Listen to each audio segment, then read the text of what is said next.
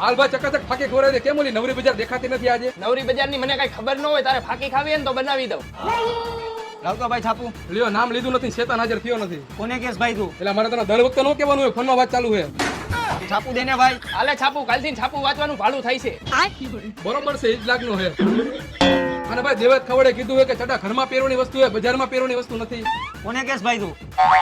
ફાકી બનાવ ને ભાઈ ગાયો ગા. હાલે ફાકી, એટલે ફાકી ચોરી તો દે. ઓલાને દે, ચોરી દઈ છે. લેતો ભાઈ ફાકી ચોરી દેતો. હું કઈ તને ફાકી ચોરવા વાળો દેખાવું? 2 દાણા ખાઈ લેજે આમાંથી. આ તો વાંધો નહીં.